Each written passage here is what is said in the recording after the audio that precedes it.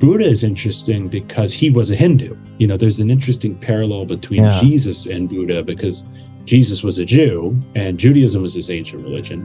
Well, Buddha is a Hindu and Hinduism is this ancient religion. And Buddha's about 300 years before Jesus, so close-ish in the grand scheme of things. And Hinduism had similarly become kind of watered down, just like the Judaism of Jesus's age.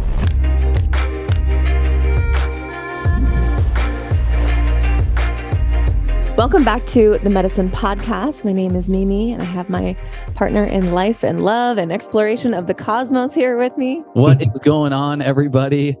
Extra amped today. We have the author of my favorite book of the year, Original Sin is a Lie, on the Medicin today. Bob Peck, welcome to the show, my friend. So glad to be here. Thank y'all.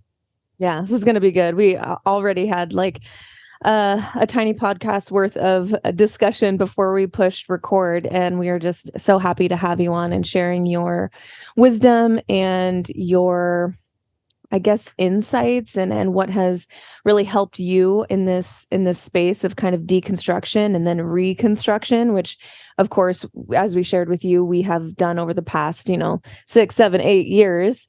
So we're excited to share this conversation with our audience, who I know a lot of people are doing the same.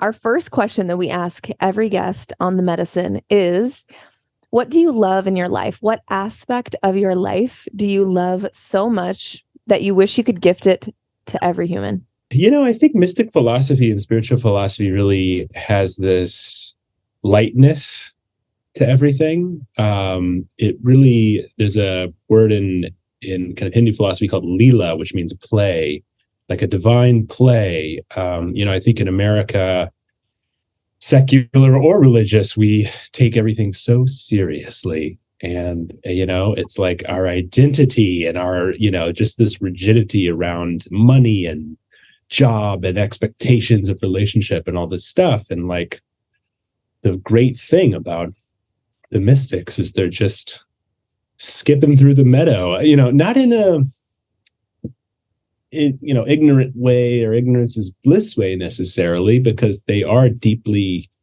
connected, but and serve and help remove suffering in sincere ways. But it's just that balance of, I think, being attached and detached at the same time, or having love for alongside of kind of it's all unfolding, it's all working out as it is. So I think just probably that attitude, I think that is been really helpful for me over the last couple of years of all this craziness in the world, and finding some sense of peace alongside of the chaos, I think is the real goal.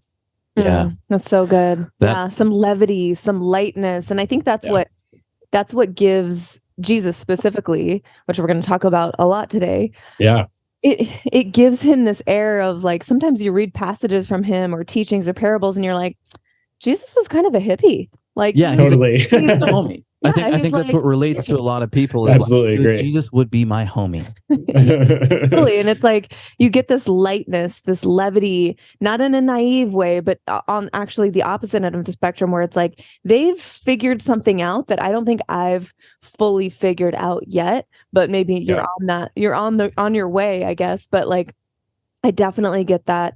And it's something that we certainly strive for, which is even counter to the message, which is hey, just be a little lighter, take it a little easier on yourself, and know that you're doing your best and it's working for you. But I think that that's definitely something that especially Western culture struggles with, is this is my thing and this is me, and I have to take this seriously or else whatever, XYZ. Yeah, for sure, man. We're excited to get into some of the topics that you address in the book today, and as well as anywhere else we go. Original Sin is a Lie. I want to kick that off with just the fact that this is Bob's book.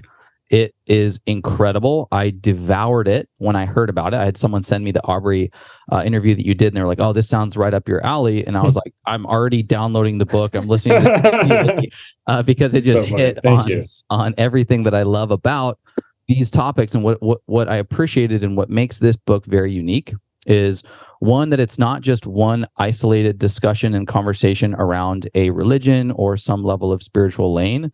Rather, it's this beautiful pulse on where culture is at as it pertains to religion, as it pertains to spirituality, and kind of walks us through what it looks like having grown up mostly for most of the Western United States in some sort of Christian backdrop. Whether you went to church or not, you're somewhat groomed in the lanes of Christian ethos. And through Jesus, through the church, through the Bible, level, general contradictions, not throwing the baby out with the bathwater, and then walks us through religions, Eastern practices that we're probably familiar with from a vocab word standpoint, but don't actually know from a grassroots level. And then beautifully wraps it up with the state of New Age and psychedelics. And so I wanted to at least give that context to the listener now, to say, if you want to go get the book, listen to it, read it, I would highly encourage you to do so. You don't have to necessarily for the rest of this podcast, but wanted to at least pitch right away. We're going to be talking a lot about some of the concepts that are in the book. I highly recommend it. Favorite book of the year. And with that, maybe you can give us a little background, a little context as it pertains to your experience, your study, and how you stepped into the point with which you decided to write this book. Well, thank you so much, Chase. It's a really nice review, and I appreciate your sincere appreciation of it. It took a long time to write. It took about 5 years, and I'd say probably a year or so was sequencing the thing. As you alluded to, it really covers a lot of stuff. And, for a while there, I was kind of like, what is the order? Like it was a collection of essays, basically, that I had written over the years. I would kind of really actually start posting some of it on Facebook. I would say, like, here's Easter from the Yogananda kind of yoga philosophy view, or, here's a piece on the Gospel of Thomas and the parallel to Tao Te Ching, something like that. And I looked up and I had like 40,000 words of all these like disparate spiritual things. And so I struggled with that for a little while. And then I realized eventually that the order is my order. It's the order that I went through to learn all this stuff. Right. And so it really starts, to y'all's point, it starts with Christian upbringing here in America. I'm from Austin, Texas, never left. Was a little kid in East Texas for a little while. But, we got Christianity out here. And I was kind of, say in the book, it was Easter, Christmas Christian. So I actually enjoyed it. I liked to go because we went twice a year.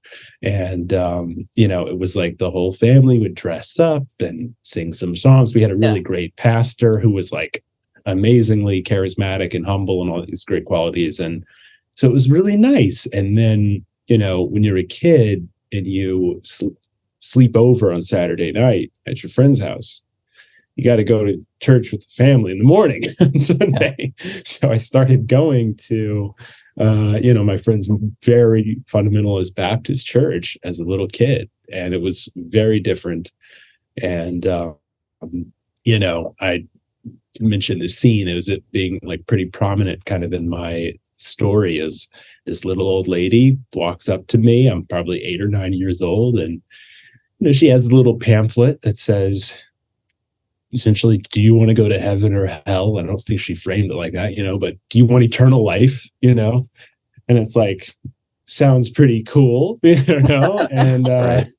She's like, well, all you got to do is say Jesus is my Lord and Savior, and kind of almost like sign here on the dotted line kind of thing.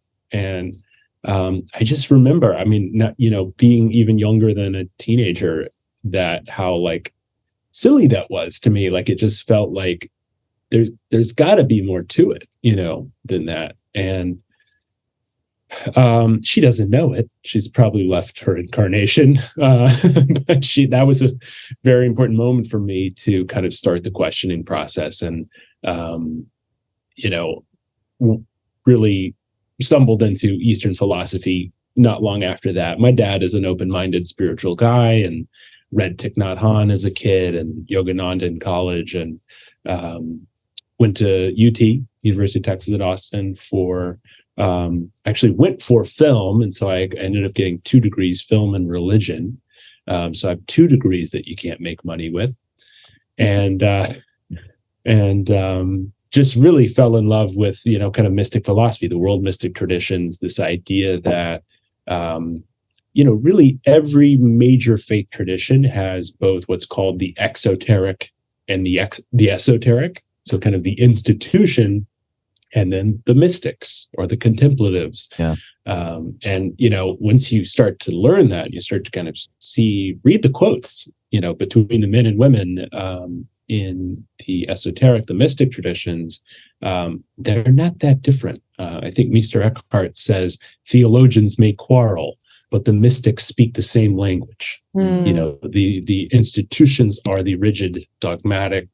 They're the ones who go to the wars and, create the environments of fear and control and so on. And the mystics are kind of floating around. They're pretty great. And over the millennia, the institution really had issues with the mystics. We're kind of in this interesting, Chase mentioned New Age. We're entering into this, new chapter in civilization where, the institutions can't kill the mystics anymore. They have to deal with us now, as human beings. And so that's an interesting moment in time. But yeah, really just was inspired by the mystics and kind of started to write all this stuff down and, draw connections and happy to go into any more detail there. But I will say that the original subtitle of the book was it's I think How Spirituality Defies Dogma and Reveals Our True Self. The original subtitle was Original Sin is a Lie and Other Truths from the Spiritual Buffet Line. Because that's really kind of what it is. It's like, hey, here's all this different good stuff. Try that, see what resonates with you and your heart. For sure. It wasn't until I discovered mysticism and a mystical perspective to Christianity that I was able to have any sort of reconciliation with the religion at all. Yeah.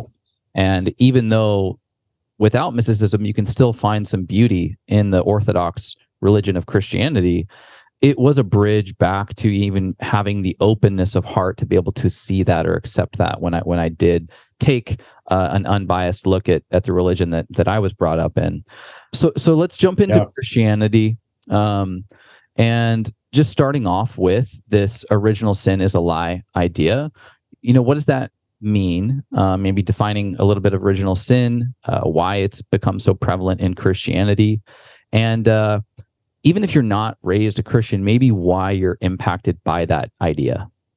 Yeah, great. It's a great question. And, I will say too, I think I mentioned this, but just to be clear, a buddy of mine messaged me recently. He said, I'm so glad the whole book wasn't about original sin being a lie, because the title is a little misleading in that he was like, I thought you were just going to do 300 pages on this concept. And it's really just the beginning. Right?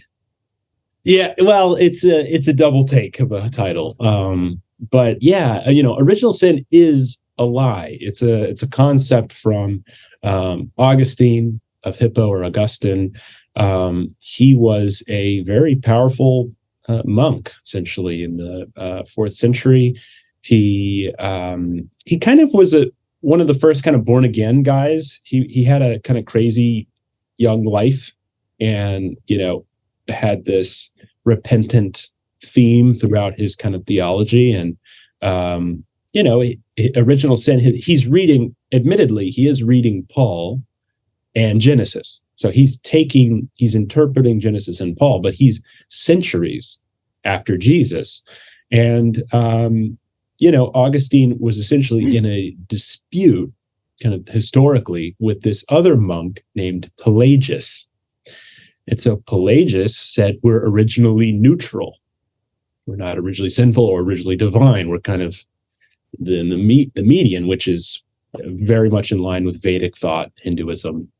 Indian rishis have been saying things like that for a long time. And essentially Augustine won. He had more political power. He was savvier, etc. And Pelagius was exiled, and Augustine was made a saint. He's one of the most famous saints in the Christian empire. And so, I think a lot of modern Christians have this idea that it's just this divine chiseled, stone. Hey, we're originally dirty, and Jesus is the blood ransom for our, for our salvation. And I realize this is very personal, so forgive me if I'm a bit cavalier here, but it's personal for me too, because in my view, I think Augustine and aspects of the Christian institution have distorted the message of the master, and that was really what Bible scholarship school. Again, I have a bachelor's in religious studies with a specialty in formative Christianity. I don't call myself a Bible scholar, because that's more of a master's PhD. I'll say I'm a student of Bible scholarship. I'll take that title. But as a student of Bible scholarship, studying in academia and then personal study years later, what I really found, guys, was he's great. The closer you get to his teaching, Jesus of Nazareth, it's as good as it gets. I mean, it's really, he delivers on the hype. Yeah. Which is quite a bit of hype, admittedly, but he's right there. And it's the later institution. It's guys like Augustine, even Paul in some ways. But very early on, it becomes sectarian. It becomes, it gets very political, even in the first century. You see that by the different gospel portrayals. So that was so captivating to me. Was you mentioned kind of the baby and the bathwater. I think so many modern Americans that grew up with some kind of Christian upbringing, basically said, this is weird. This is, or worse, hateful, abusive, so on. I don't want anything to do with this, and I honor that in some way. And I think that also is the product of trauma, but so sending peace to that. But a lot of my work is saying, wait a second here, there's aspects that aren't so great. Let's be really clear about that. But there's some really redeeming and even transformational teachings in there that I'm happy to, articulate. Yeah. And speaking of what Jesus said, what's actually in the Bible, which is the backbone to the entire faith religion itself, where does original sin come from? Does it come from the mouth of Jesus? Or is this something that Augustine developed based on his own interpretation? It comes mostly from Paul. It comes from a line or two in Romans, which is Paul's letter to the house church in Rome, a couple of decades after Jesus' death. And if I've kind of been saying this a little, not to be too edgy, but it is what it is. I've said on a couple of podcasts, if anyone could find me the red letters that say we're originally dirty, shoot me an email, bob@originalsinisalie.com. Let me know, because I haven't found it. What he does say is Luke 17:21. He says, the kingdom of heaven is within you. It cannot be observed. You cannot say, look here or look there, for the kingdom of heaven is within you. That sounds like it come out of the Upanishads. That's Buddha nature, the inherent state of humans in much of the Eastern traditions is divinity or Buddha nature in Buddhism's case, right? So it sounds antithetical. It sounds opposite. Not only is it different, it's like basically the opposite.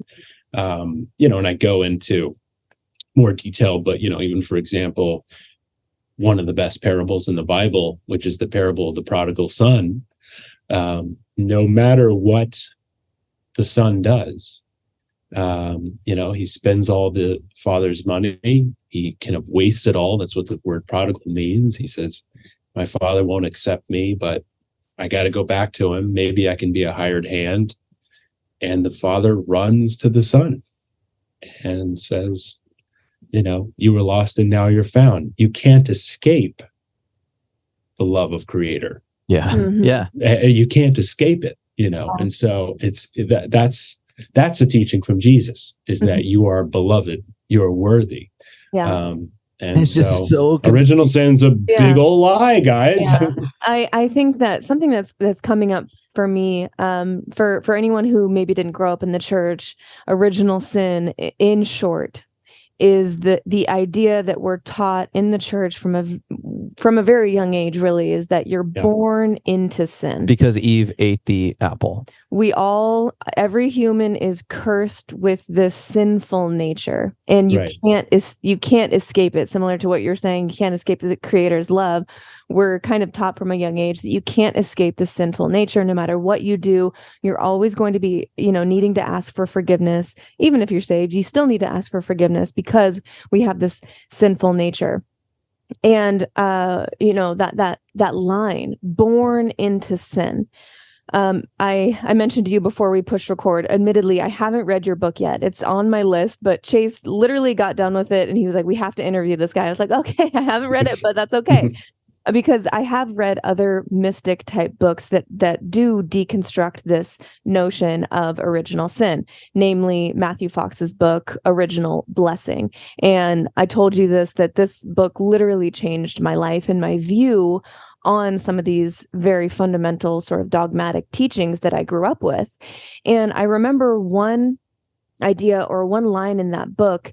He, created this visual of like anyone who has been in the presence of a baby, who in their right mind, a joyful, happy, or not even happy, just a baby in all of their innocence, who in their right mind would say, yep, that baby's sinful. No, we say this baby is a blessing. This baby is joy. This baby is innocence incarnate. There is nothing that this baby can do that's wrong. We all know that up here, or maybe we know it here in our hearts. Right. And our heads get in the way where we're like, no, it's still sinful nature. This person's going to grow up and be sinful. They don't have the consciousness isn't there, I guess.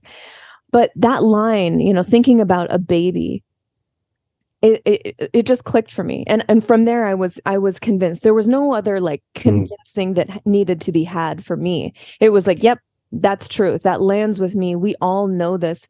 Anytime you're around a baby, the only thought is this is a blessing. This is not a sin, a creature that's just bathed in sin, right?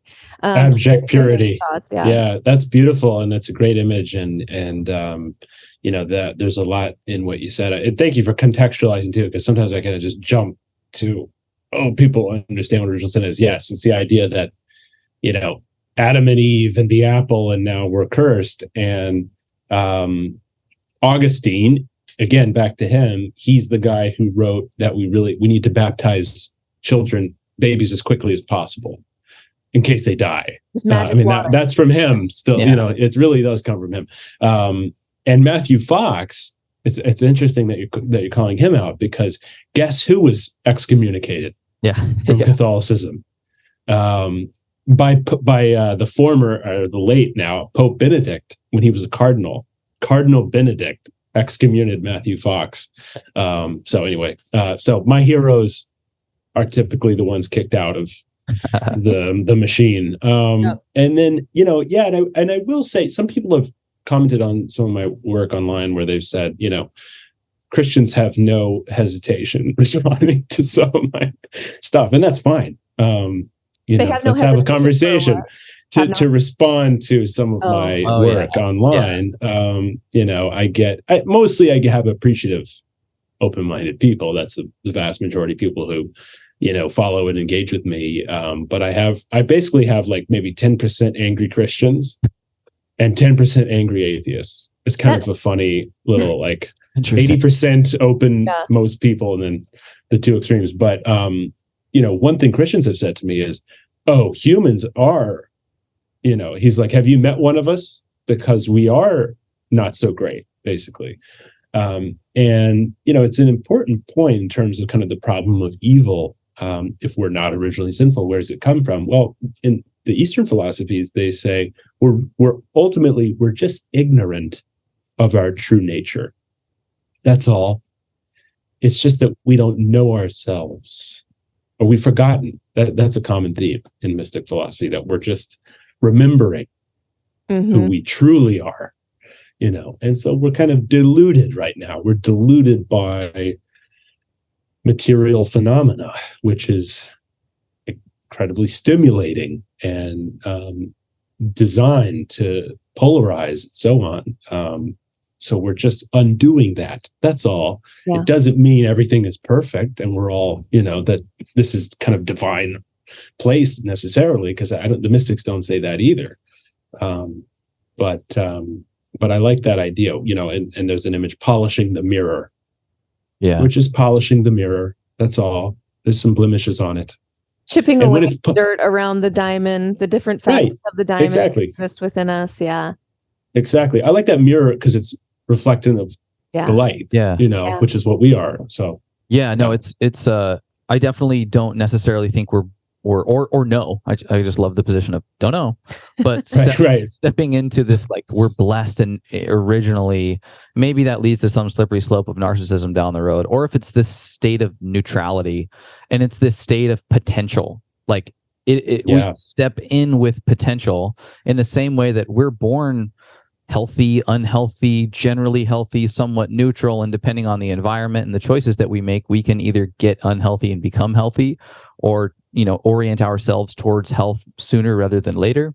And so maybe it's just potential, right? Right. I think where it gets slippery pertaining to sinful is that we step into life and develop consciousness, and if you walk through the path that we did in the Christian church, you are immediately told to stifle your intuition, because it is inherently sinful and it's inherently bad. And so if it's not run through or articulated by the Bible, the church community, or the pastor, it is for you to deny. And you get so upside down as it pertains to your own intuitive nudge towards fucking everything. It can be from your food choices all the way to your personal passions and the things you want to pursue for your livelihood, or who you love, or your own sexual, physical desires and interests, which then when you stuff them down, we know the byproducts of compartmentalizing something to the degree that it's not exercised at all. And that can be everything from taboos that turn into kinks, that turn into violence, distortions of something that originally, if it was just naturally expressed, probably could have been beneficial. And it also, or it pivots into something that is the projecting of perfection. It's the virtue signaling, and it's the guilt, shame, flogging oneself to only guilt, shame, and flog others. And so it can just take all of these different distortions when it's been shoved down this far. And in the community that we came from, man, that was just rampant. And kind of leading into my next question, the reason why it's so fucking scary to think that you're sinning all the time is because another quite prominent core tenet of Christianity is that if you don't find salvation, you will burn in hell for eternity. And so maybe can you unpack hell and how in your study you've maybe not necessarily seen a whole lot as it pertains to the articulation of hell, even in the Bible?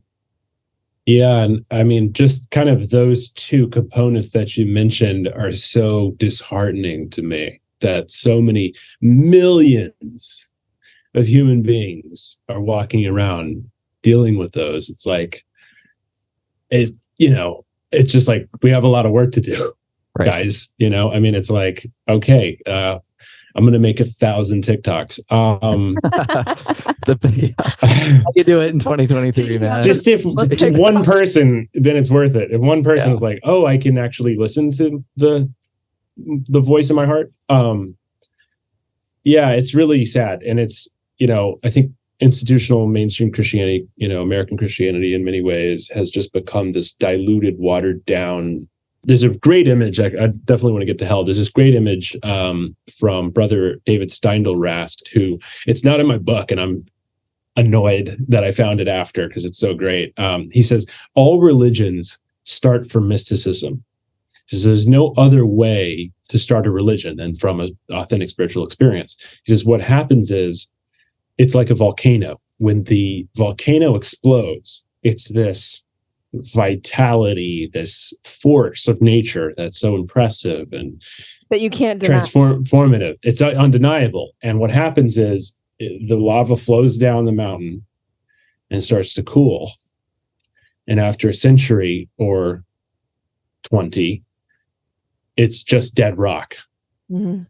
What was originally lava is now, and he says his religions are like that. And so, and that's true. That's what happens. That's why you have all these splits, all these schisms and so on. The original man or woman who connected was a profound, oneness, vesselhood of spirit, of creator, etc., whatever you want to call it, source. And then over time, it just loses that little by little. And so it's up to every person in every moment to continue to make that connection. In terms of hell, there's a chapter called Hell is a State of Mind. It's toward the back of my book, In Original Sin is a Lie, out now. And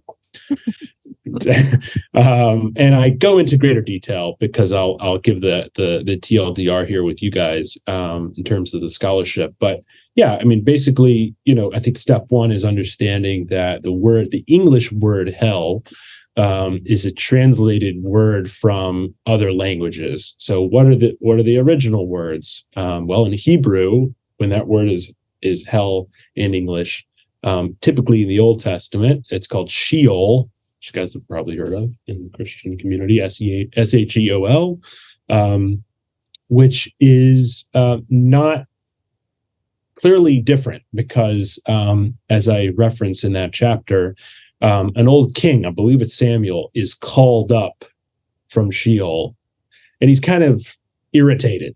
He's like, why did you bother my rest? He's like consulted by some medium or something. And it's like, well, if this was a beloved king, what was he doing there? Kind of thing. So it's different. Then there's another one. Hades is the Greek word for kind of what the hell image, this medieval creation of that fiery place, is tied to Hades. And, what's interesting too about the Christian religion and really Judaism, even at that time, because Jesus was a Jew, in that period, in the Hellenistic period, it's called Greco-Roman world, there was a lot of borrowing.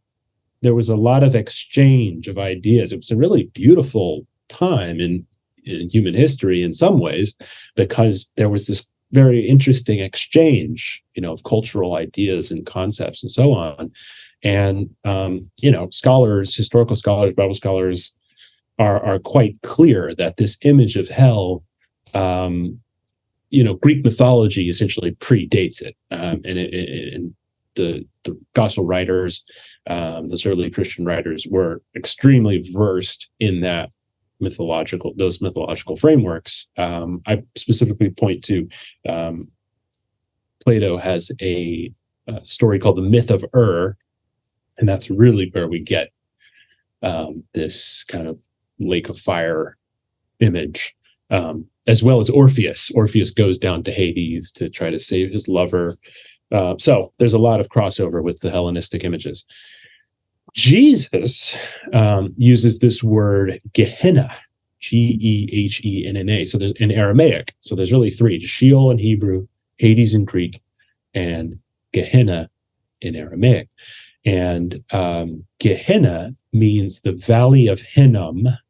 It was an area outside of Jerusalem. It was a trash dump, basically. It was like a landfill. And, admittedly, there were sacrifices centuries prior.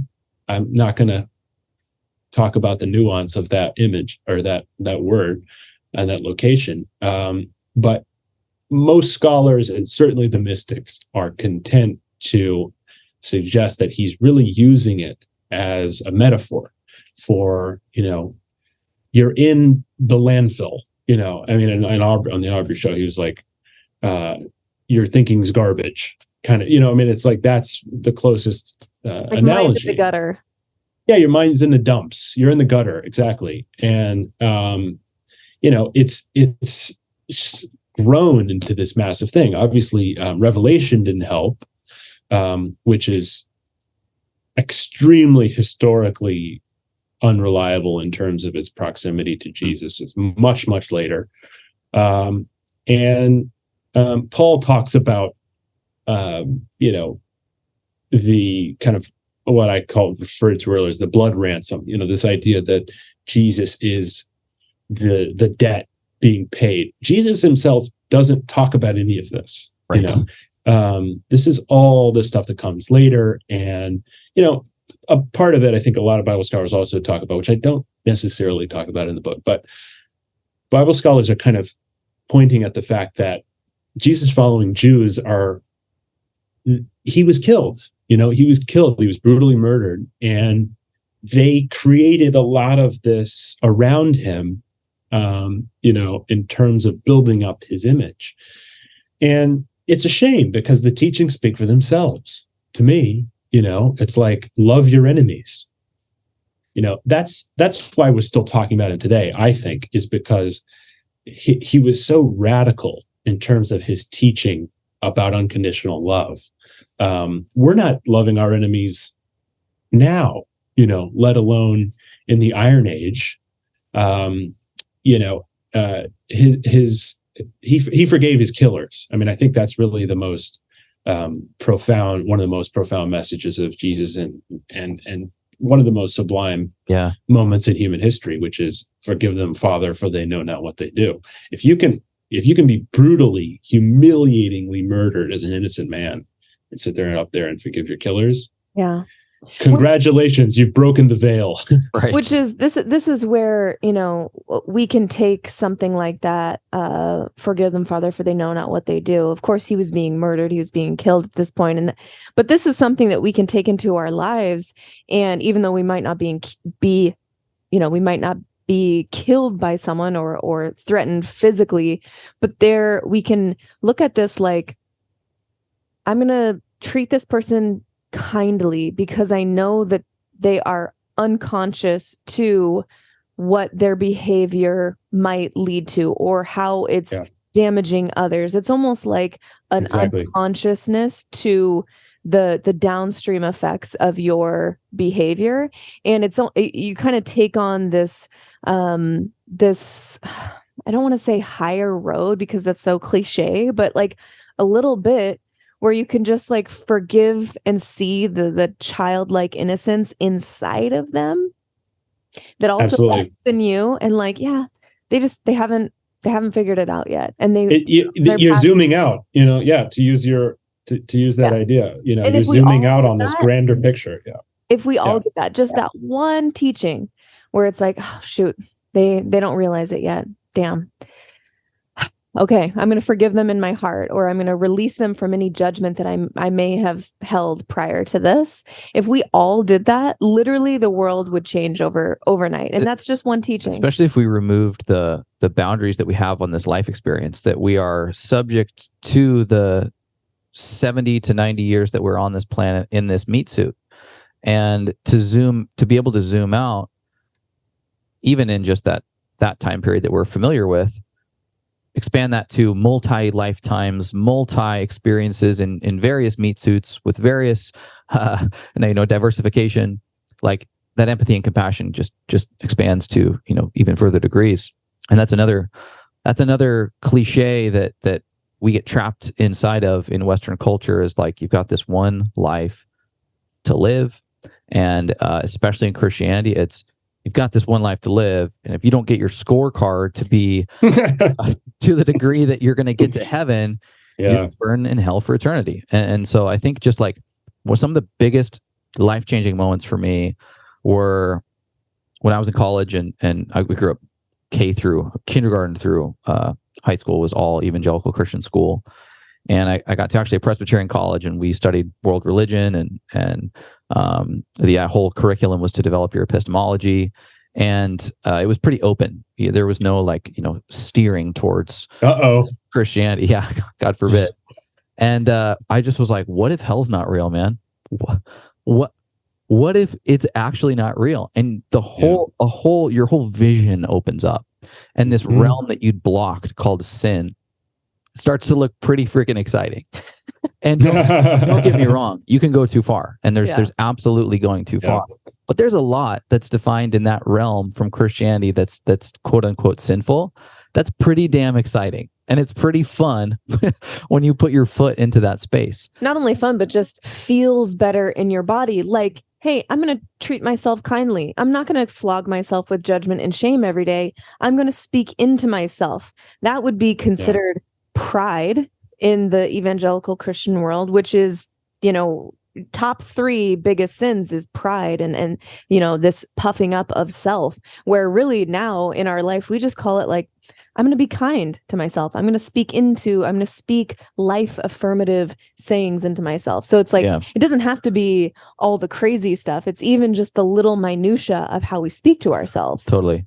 I definitely want to leave more to be desired from the Christian conversation. So everybody check out the book. There are some specific cases, and I'm hoping you can highlight maybe the one that really stands out to you, or maybe the one that grinds your gears the most, because you go through a host of different, maybe historical contradictions, some inaccuracies, if you will, as it pertains to the compilation of the Bible, the dating, the age, the misconceptions people have as it pertains to the Bible itself being this inerrant, without error works, divinely inspired 100%. Is there one, as you put together your research and compilation of this book under the domain of Christianity, that really stands out as this like contradiction that just drives you crazy? Like, I feel like I'm on crazy pills, Will Ferrell from Zoolander moment. Sure. Yeah, there's a few, and admittedly, Bible scholarship the last 150 years has really mapped every letter and comma of these documents. So we really understand what's going on in them. The diagrams in some of these textbooks are unbelievable. They do what's called horizontal reading, as opposed to vertical reading. I'm sorry. Scholars read vertically. Humans, lay people read horizontally. So what that means is when you're a Christian, you read the Bible, you start at, let's say the four Gospels. You start at Matthew and the birth narrative, and you end at the end of John. You just read Matthew front to back, Mark, even though Mark's earlier, they put Matthew before because of the birth narrative. Anyway, Matthew, Mark, Luke, and John front to back. And you say, oh, it's all, sounds pretty similar. Jesus is walking around teaching. He has a miraculous birth. He has a crucifixion, etc. What Bible scholarship does is they'll take the same event in multiple Gospels, which most events aren't in all 4 Gospels. Most are only in 2. Some are in 3. Almost none are in 4.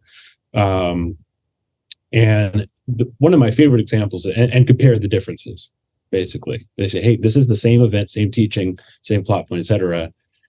How are they different? Why? So that's why we have different characteristics of each of the 4 Gospels. And so that's kind of Bible scholarship 101, is really understanding, like I said, my experience is mostly with the 4 Gospels, the New Testament, the Synoptics, and John.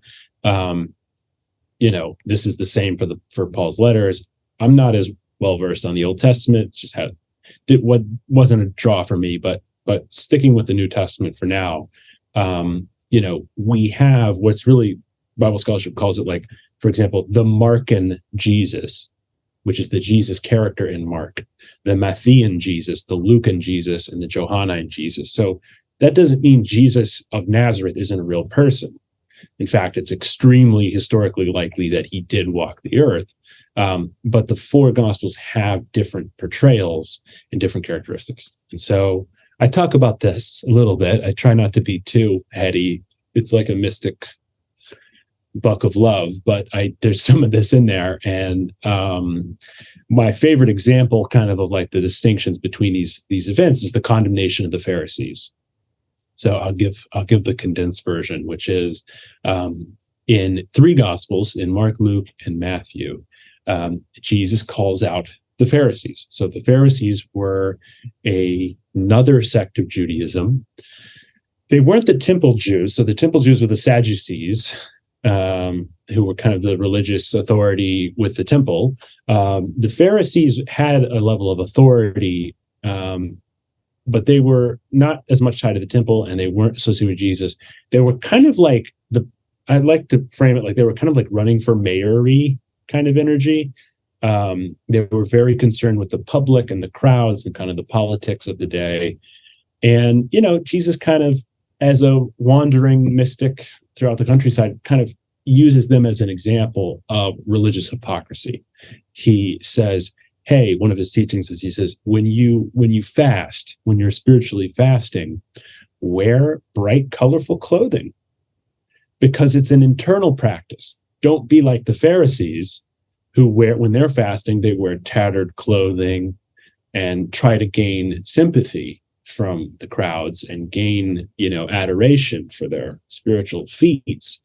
Wear bright clothing and don't tell anyone that you're doing it, because it's for you and God. It's a divine process, which is a beautiful teaching, and it still applies today quite tactly. Your social media, plant medicine. Yeah. It's extremely relevant to 2023 and iPhones. Totally. And so that's kind of like an example. He's poking at them, essentially. In Mark, it's the shortest. There's a book actually up here called Gospel Parallels, where it has columns of each event, and so you can literally read the Markan version, the Matthean version, Luke, in each of these. And Mark's the shortest; it's very brief. Luke's is a little longer. In Matthew, he goes off. I mean, it's like 2 pages, and then you flip it, and they're empty in the other columns because there's no comparison. It's only in Matthew. In Matthew, he calls them. He really just lets them have it. He calls them, "You den of vipers," which is a pretty mean thing to say.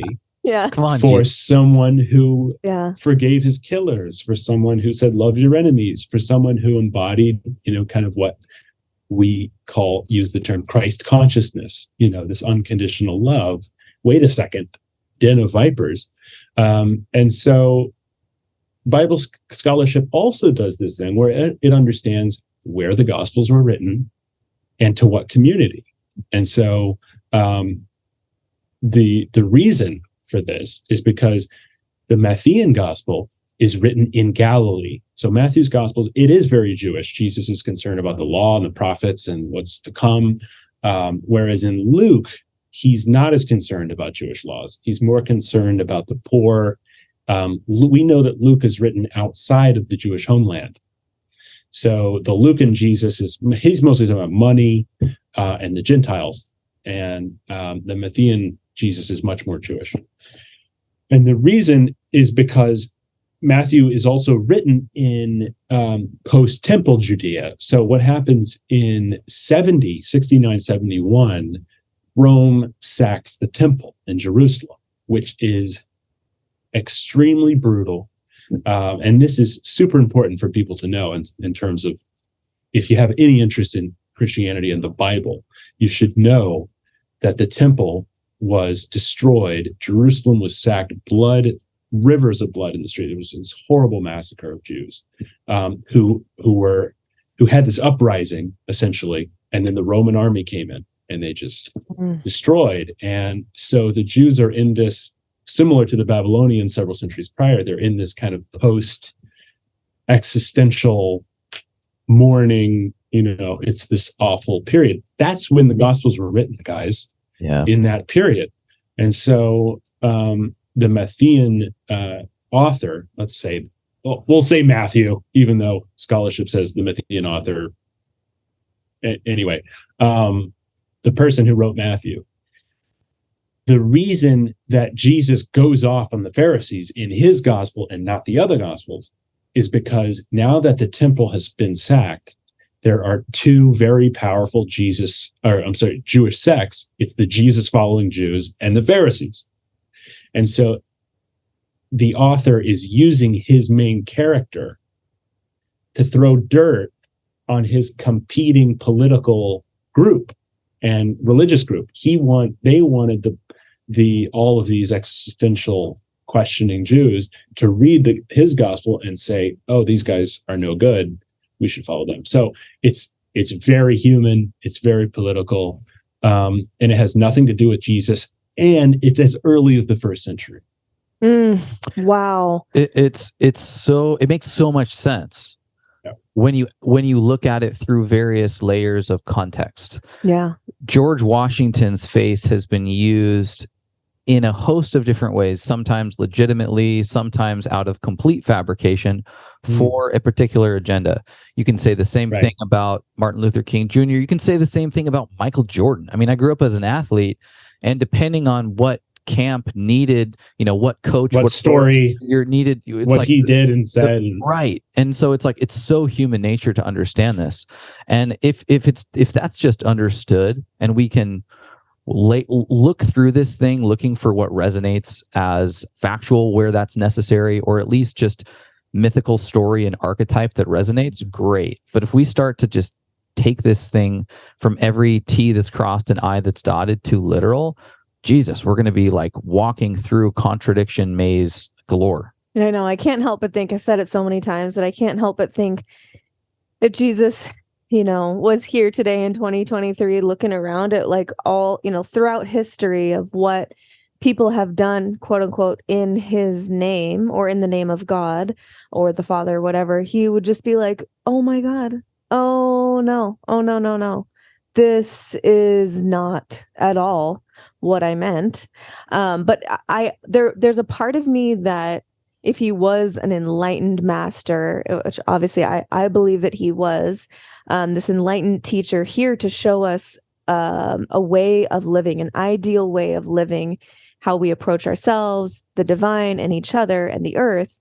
I have to believe that, at least I believe that he had some inkling, some feeling probably that his teaching could be used in the way that it has been, where it's like for human gain, to tell a specific story, that it's going to get warped into something that's dogmatic and completely different than what I was talking about. But curious of your thoughts, are these spiritual teachers saying these things knowing that they're going to be twisted for human gain centuries later?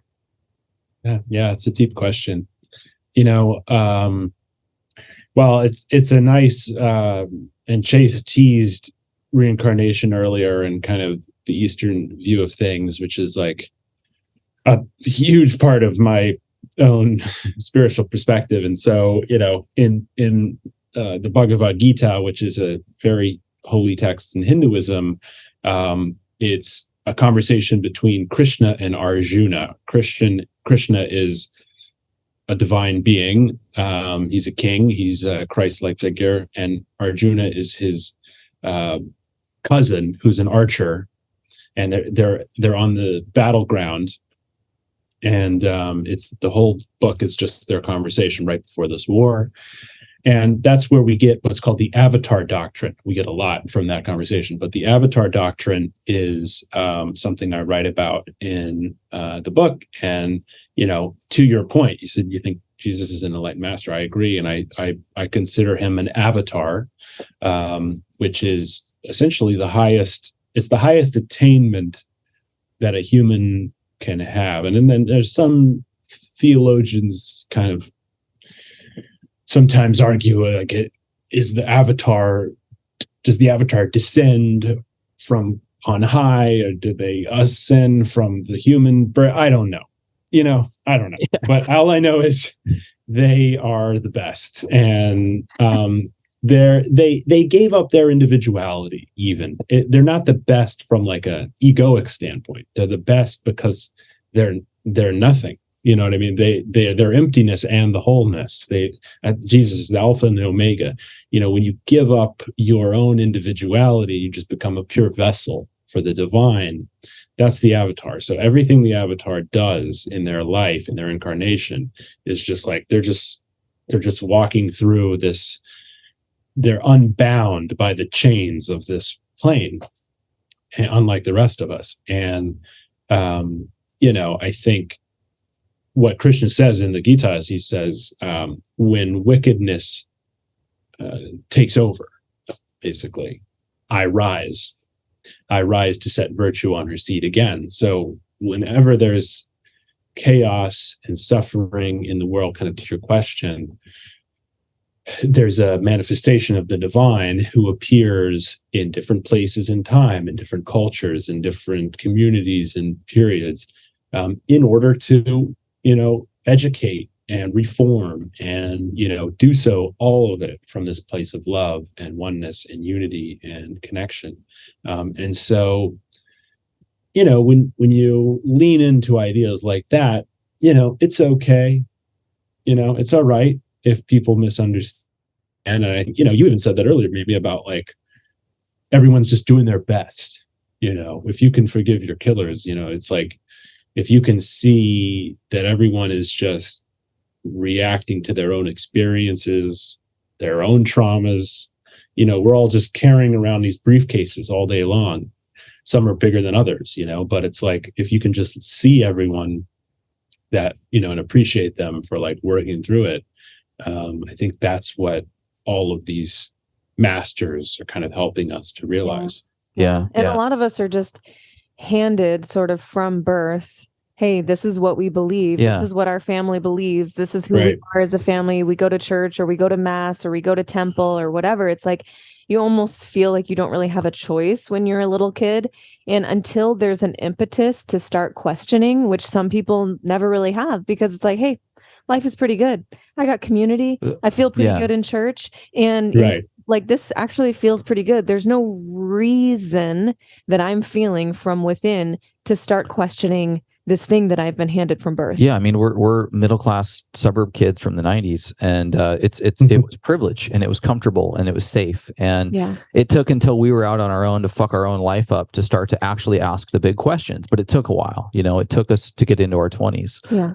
Something that's become a practice for me is to not just completely dunk on Christianity without coming back to a little space and time for highlighting, and we've done that a little bit, highlighting some of the things that Christianity just totally gets right. We've talked a little bit about unconditional love and the prodigal son story. I mean, even when I left Christianity and spent years walking through attempts at scientific materialism and sort of landed on agnostic to a certain point, I would still get these verses that would ring through my head. Do not store up for yourselves treasures on earth where moth and rust destroy. Yeah, I was going to say, Sermon on the Mount is pretty much all you need, to be honest. And it's like, okay, there's something here, and there is something about this, even if it is a story, but there's something about this carpenter, this humble guy, this person who decided to quite literally die in grace and in love publicly through the most, pain that a human can go through. And even if this is all story, it has resonated, and it has stripped the most narcissistic, egoic individuals to their knees in some level of surrender. And so there's something here, right? There's something really beautiful here. In all of your study, in what you've looked at, what really is a highlight for you pertaining to Christianity that people can look at with reverence and should quite literally look into deeper?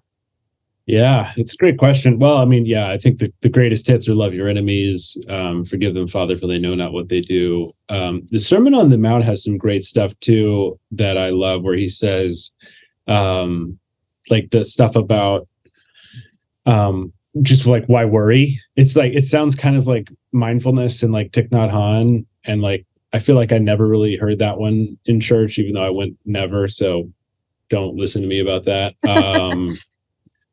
And also I'm like frantically scrolling through my Jesus faves. Also, what you did for the least of these is huge for me. Which, can I read that one? He says, yes. For I was hungry and you gave me something to eat. I was thirsty and you gave me something to drink. I was a stranger and you invited me in. I needed clothes. When we get choked up, and you clothed me. I was sick and you looked after me. I was in prison and you came to visit me. Then the righteous will answer him, Lord, when did we see you hungry and feed you, or thirsty and give you something to drink? When did we see you a stranger and invite you in, or needing clothes and clothe you? When did we see you sick or in prison and go visit you? The king will reply, truly I tell you, whatever you did for one of the least of these brothers and sisters of mine, you did for me. So what he's saying, you guys get this, you're deep practitioners, but he's given up his individuality. He feels a complete oneness with all beings.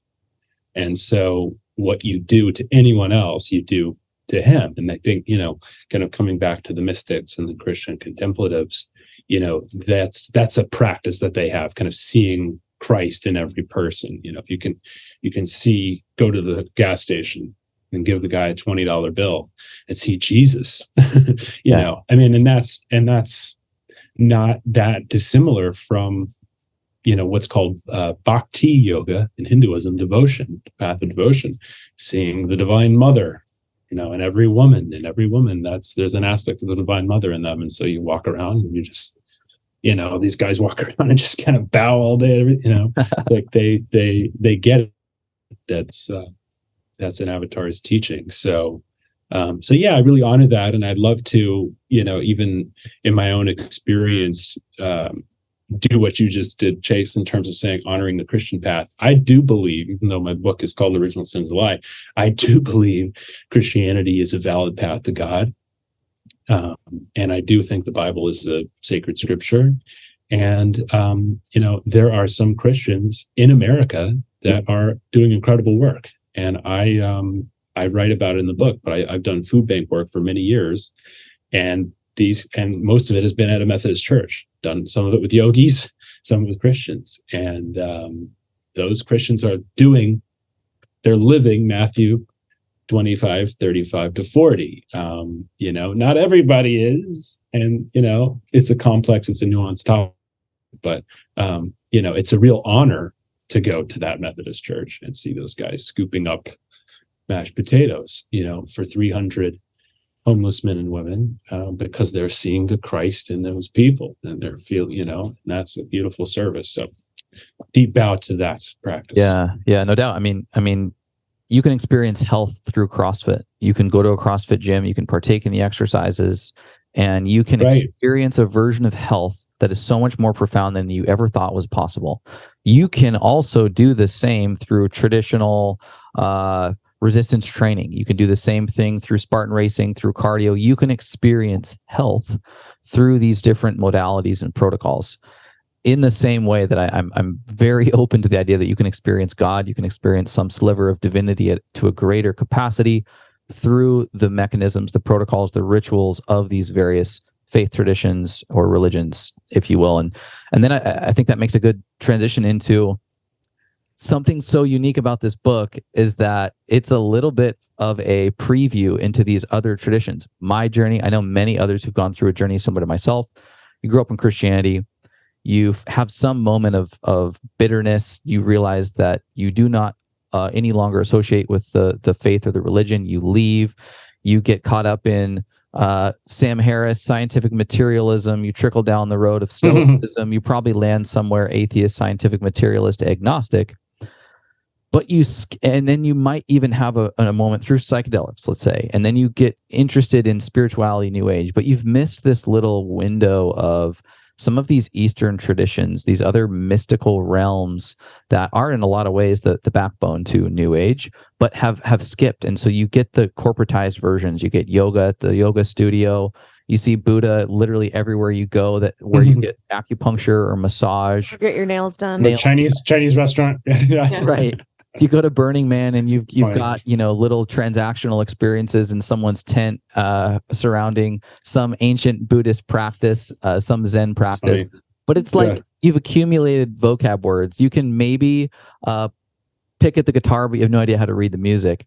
And so I would love a little elevator pitch, because I'm deeply curious on a deeper level behind some of these traditions. And you highlight specifically in the book Buddhism, yoga, and Hinduism. And I know that those have been powerful for you. I would love to just pitch to us these traditions and why we should look a little bit deeper. Yeah, they're really great. There's an amazing book called American Veda by Philip Goldberg, who writes, I think the subtitle is From Thoreau to the Beatles, How Yoga Got to America, or something like that. And it's about kind of Indian philosophy from the American lens historically. And it really was Emerson and Thoreau got basically the first English copies of the Gita and the Upanishads, these Hindu scriptures in the middle 1800s, and they're reading them going, this is it. The ideas in ancient Indian philosophy is that the divine is within you. The kingdom is within you. The Atman is the Sanskrit word for essentially soul, and Brahman is the Sanskrit word for the one, the creator. And there's a very complex theology. There's no such thing as Hinduism proper, because it's so varied. The Indian subcontinent is huge, and there's been rishis teaching different nuanced versions for 3,000 plus years. But yeah, Emerson and Thoreau read that stuff. I'll come back to they read that stuff, and they said, this is the spirituality that America needs, which is fascinating to me, because in that period, and still, as you guys are remnants of this, the Mayflower and the Pilgrims and stuff, they were Puritans, and they were essentially, American Christian European exiles who, sinners in the hands of the angry God. It's like this terrifying, you're little and weak, and this angry God, the jealous God of Exodus, is going to crush you, and so on. And and meanwhile, at the same time, this kind of American ideal of infinite potential, to use your word earlier, Chase, this potentiality of infinity, of endless expanse of land, of the new world, all that kind of, which is not black and white either. It has negative effects from that belief, of course, historically as well. But some of that's good, and I think the Vedas and the Hindu philosophy was an interesting parallel to a lot of that kind of American, sense of itself. And then, of course, Vivekananda comes in 1890. Vivekananda was a master who was a disciple of Ramakrishna. Yogananda comes in 1920 in Boston, just had his centennial of his arrival. And so Vivekananda and Yogananda are kind of the first two swamis in America. And then you have a bunch of swamis come over in the 50s, 60s, 70s, of course, 80s. And then now there's a yoga studio on every corner. But it's a nice book. I'll just happy to point people to American Veda if they're interested in the American lens of that. But yeah, otherwise, Hinduism, I think, is what I say in my book is that it's a very exceptionally profound foundation for spirituality, because it introduces a lot of these concepts like dhyana, which is meditation, like the Atman, which is soul, kind of the eternality of the soul. Samsara, which is this idea of reincarnation. It's called the wheel of samsara. So this idea that we're kind of all going through on this round and round and round throughout all these incarnations. We come from Brahman, come from God. We're here on this cycle until we go back to genderless God. And there are all, there's all these misconceptions about Hinduism, which I write about a little bit. I think the most common are like, there's a million gods, or, they're polytheists or they're pantheists, all this stuff. And it's a lot more sophisticated than that. I think it's, I like the term masks of the one. So every divine figure in the Hindu pantheon is just another mask of one, of Brahman, kind of behind it all. There's this concept in, I believe it's Charles Hartshorne, Alfred North Whitehead, these kind of Western philosophers who called, they said, no, it's not pantheist, it's panentheist, P-A-N-E-N. And that little E-N after pan signifies transcendence. So pantheism means God is in everything. But the little E-N, panentheist, means God is in everything and beyond everything, in everything that you can see, touch, feel, etc., in your senses, as well as beyond. And that's a common theme, again, kind of back to the mystics, the ineffable, the idea that there's all these kind of adjectives for God, and you need all of them, and they still don't get it across. There's this, it's this, you can't describe, and with form is a common theme. But yeah, man, Hinduism and yoga and then Buddhism. Buddha is interesting because he was a Hindu. There's an interesting parallel between Jesus and Buddha, because Jesus was a Jew and Judaism was his ancient religion. Well, Buddha is a Hindu and Hinduism is this ancient religion. And Buddha's about 300 years before Jesus, so close-ish in the grand scheme of things. And Hinduism had similarly become kind of watered down, just like the Judaism of Jesus's age. Again, kind of back to that, I guess, the volcanic metaphor, right? That happened to those guys too. And the Buddha was born a very rich prince, kind of the opposite of Jesus in that sense, but he was sheltered by his father, who was a Hindu king. And the story goes that his father, Buddha's father, was talked to a famous astrologer or something, Vedic seer, and they said his birth chart of his heir was that he would either become a great and powerful king, or that he would become an awakened man, an enlightened being, then a monk. And he said, "Oh God, I hope he's the king."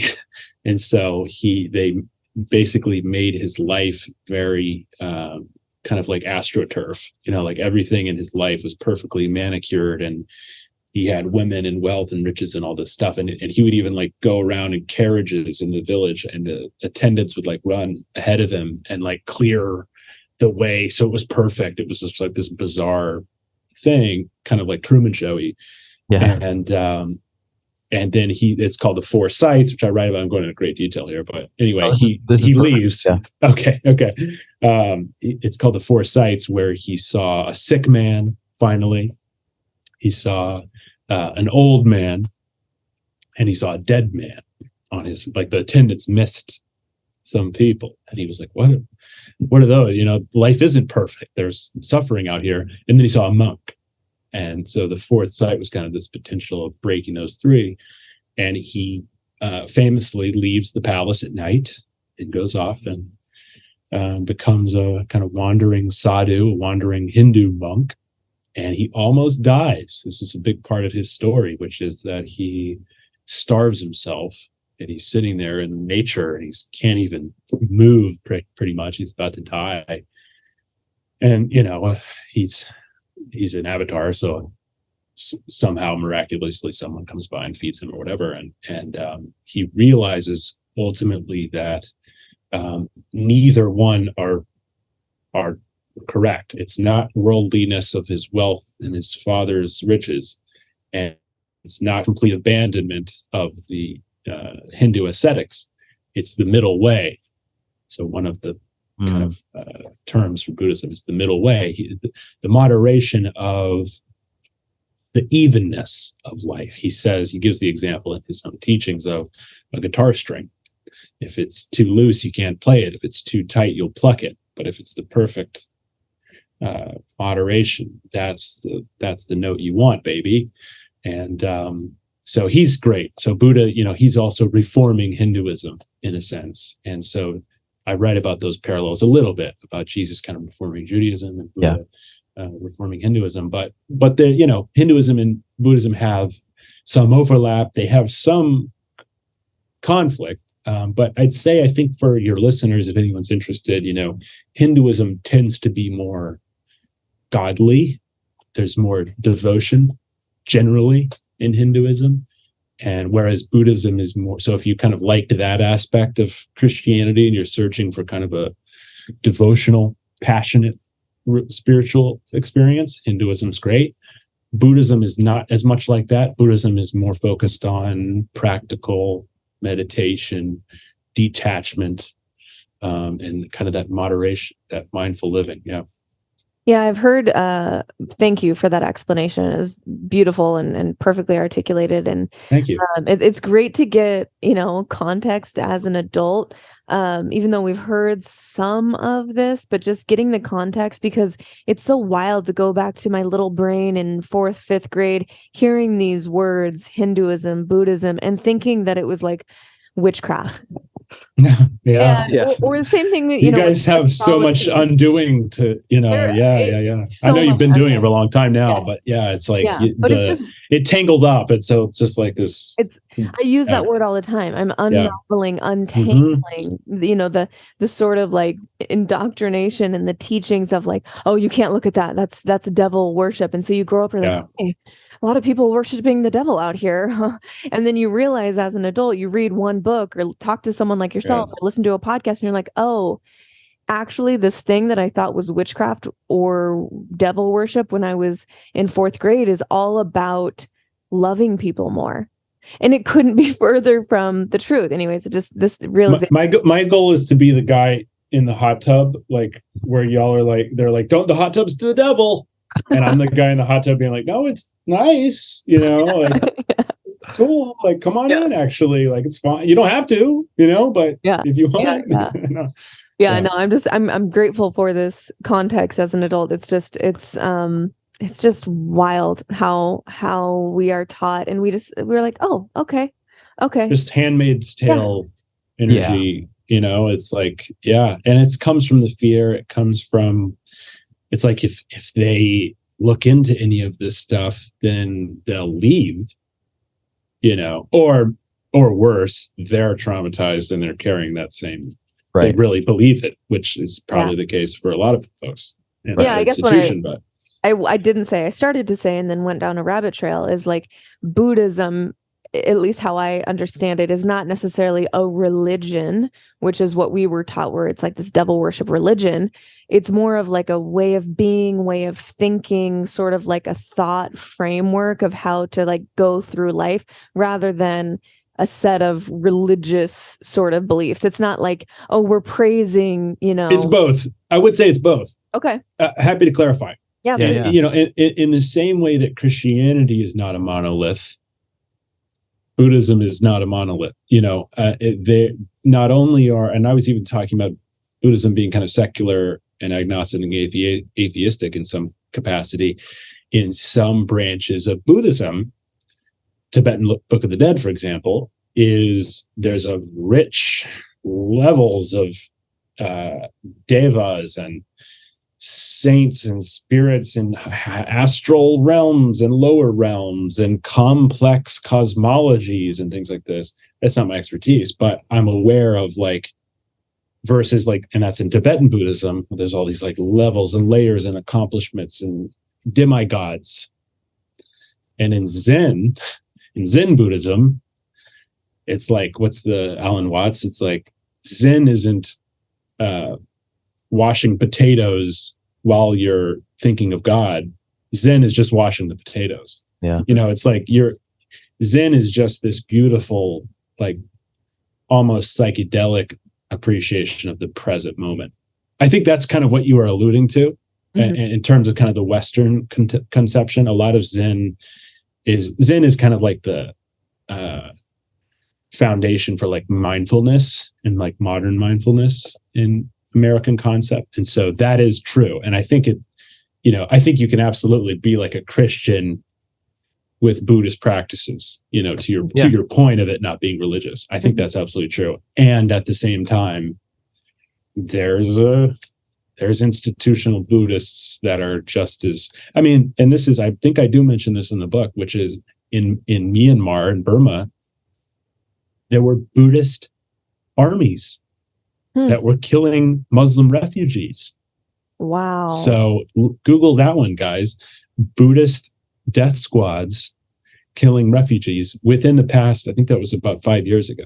So, or more recent. So, that's a great example. It's a terrible tragedy, but it's an example of the nuance of all these systems. Yeah. Well, and at the end of the day, if you are allowing and enabling an authority to define divinity and connection to your higher power for you, you'll Totally always be subject to manipulation and indoctrination. And in the same way that correct. we can let other people define health for us, but if we don't feel healthy, it's not health. And I use fitness and health as analogies to see the world. Unfortunately, this is the bro-y way that I have to figure shit out. Hey, use what works for you. There are many paths. There are many paths. There are many paths. Yeah. I see that bicep. That's right. So, we've got, and I'll speak for Christians coming from my own background. We've got a God the Father is the higher power creator God. And we've got the Son, who is the salvation for our sins. If you believe in Christianity, if you're more of a Hebrew, maybe something more traditional Jewish, you would just I see God the Father. But in Christianity, you see Savior being through the Christ figure, and your consistent connection to that Christ figure, and thus connection to God through the Holy Spirit, which is this spark of, it's almost like you've got this cell phone line that you're able to connect to God through and or Jesus through because it's in you. Yeah. I like to tend to think that that's a spark of divinity, that Jesus maybe was even hinting at the fact that we're all part of the divine through the Holy Spirit. But a more traditional Christian would suggest that it's more like this communication channel that's been opened up for you to access. Almost like God's messenger that's going in between. Right. And so our purpose, we've got extremely mystical. Right. We've got this orientation of God, Son, Holy Spirit, and then we're here as the sinners doing our best in this, 60 to 100-year lifespan to make enough connections, to ask for forgiveness enough that we can get to heaven, defeat evil, and avoid hell. And that's kind of the Christian cartoonish version of how humans and God and the divine exist. Now, in this realm of Hindu and Buddhism, how is God defined? How is there salvation? Is there such thing as salvation? How do you interact with the divine? How do you evolve such that you can get to heaven, if that's even comparable? Yeah, it's a great question. I think kind of just expanding on the earlier intro, Atman and Brahman. So I write about it in the book. The 4 principles within Upanishadic thought are as follows. I'm not going to pronounce the Sanskrit. It's not my specialty. Okay. I'll just say consciousness is Brahman. There's another one, Aham Brahmasmi. I am Brahman. The third is Tat Tvam Asi, that thou art. You are Brahman. You are the ultimate reality. And I am Atma Brahma. This self is Brahman. So it really does have a lot to do with the relationship between Atman and Brahman. In some sects, they're perfectly equal. In others, the Atman is a part of Brahman. And to others, the Atman is like the body of God, and Brahman is like the soul of God, almost. Again, I mentioned the wheel of samsara, which is this idea that we're all on this kind of carousel of lifetimes. We're cycling through this series of incarnations until we undo our ignorance and realize our true self, our true inherent nature, by defeating or undoing or transcending this ignorance. That's a regaining of infinity. That's the breaking of the wheel. I can read you some. Krishna says, weapons cannot shred the soul, nor can fire burn it. Water cannot wet it, nor can the wind dry it. The soul, Atman, is unbreakable and incombustible. It can neither be dampened nor dried. It is everlasting in all places, unalterable, immutable, and primordial. Knowing this, you should not grieve for the body. There's a very pronounced, in both Hinduism and Buddhism, undoing of body identification, which I think is extremely valuable. It's extremely un-American, and it's it is at odds with institutional and exoteric Abrahamic religion, and kind of coming back to, I'd say, exoteric and esoteric within Christianity. Well, what is the esoteric in Christianity? well, I think we might have used this word earlier, maybe not, but your audience is probably familiar with the word Gnostic. That was probably one that Mimi's church leadership told her was devil. Yeah. I get Don't talk some about of the that. Gnostic Gospels. The Gnostics. So kind of, back to the first century in the formation of the New Testament, the Gnostics are there. They're right there. They're as early as the formation of the NT. And this is, Elaine Pagels is the master scholar on the Gnostic. She wrote a book called The Gnostic Gospels. She's written a few more, but that's a great little intro if you're interested. And the Gnostics were not a monolith either. They had variation. That's a newer idea for me. I think that the fact that there's variation within Gnostic spirituality is, oh boy. But essentially what they were saying was very interesting and similar to Eastern in some ways, similar to Jesus' teaching in some ways. Basically what Marcion said, who's a Gnostic teacher that I write about, he said that looking at the verses of the Old Testament, I am a jealous God. The God of the Old Testament tells these kings to do some pretty awful stuff in some places.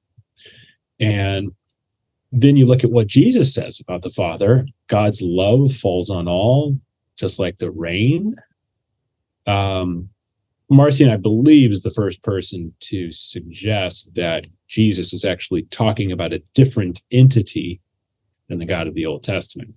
And so within Gnostic cosmology, there's this idea, which is not, again, I'm bringing this up kind of to parallel some of the Hindu stuff, but the idea that the God of the Old Testament is actually kind of a false creator God called the Demiurge or Yaldabaoth. There's a lot there, but just from a Eli 5 standpoint. And that's the God of the garden. That's the original sin guy that tricks humanity.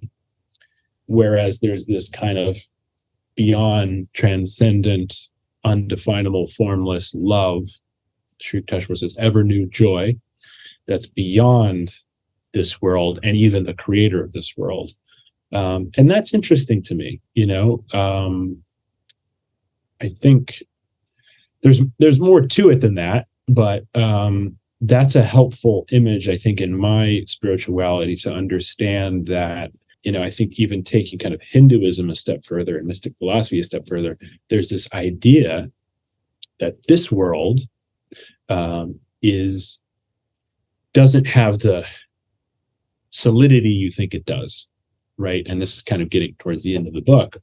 They're within mystic sects, and certainly with really Hinduism is kind of where it starts, but there's a sect within Hinduism called Advaita, Advaita, which suggests that this this world is a dream, or it's an illusion. Maybe you guys have heard, I'm sure you guys have, but your audience, the idea even that some modern physicists and some computer engineer philosophers are starting to suggest a simulation. This idea is not new to the mystics, that this kind of anything that's transitory or temporal is ultimately unreal. So that kind of aligns with the Gnostic view of this false creator God, that aligns with this Hindu view of this wheel of samsara, this carousel of kind of unreality, and back to that idea of like distancing yourself from body identification. From my vantage point, where I am in August 2023 in Austin, Texas, as Bob, the author, what I'm working on is, what Jesus, back to Jesus, this is be in the world, but not of the world. So that's what I'm working on right now, is how can I be as engaged as possible while at the same time zoomed out and just accepting the paradoxical nature, the beauty, the chaos, the love, the suffering, and just seeing it all unfold and all transpire, not from a place of apathy or indifference, but from a place of the observer. The observer mind is a term also from Vita. Yeah. I'm so with you, brother, and that's so refreshing to hear. Like, even in this Gnostic idea, and what sounds like even in realms of Hindu and Buddhist ideas, that you can get to this spot where you realize, or you think, or you feel as if the movie The Matrix is actually reality, right? And it's really, really kind of rattling to your entire physicality.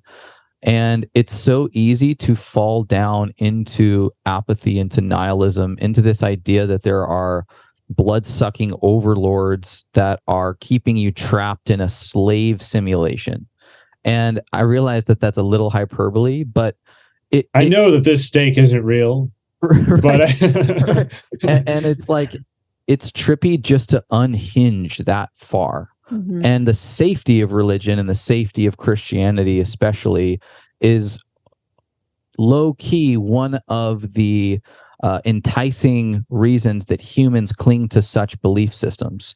Because to be so unhinged and having all potential reality, even to the potential of being in some sort of simulation, is so unnerving to the ego. Yeah. The unknown can be, to some, I think, maybe to all, like unnerving, frightening, anxiety-inducing. To say I don't know in 2023, especially in America, is like, it's like sacrilege to say, I don't have an opinion on this. I don't really know for sure. It's like, you're supposed to have an opinion on everything kind of deal. And it's not just in 2023. This has been a history of people that know, and the unknown can be scary. And Chase said that earlier, and I loved that. I don't know. Yeah. It's like, okay, God forbid. That's a good, what courage. Right. And so it's just refreshing to hear that, because I've been looking for ways to just even articulate what I'm supposed to be doing, how I'm supposed to be doing this, feeling like I find a little bit of resonance with every single camp, but at the end of the day, feeling campless and feeling purposeless, because I'm groomed. My neural pathways are groomed for a checklist, a to-do list. I can execute, dude. Just somebody tell me what to do. I can nail it. I can crush it. I will achieve it. But there is no playbook.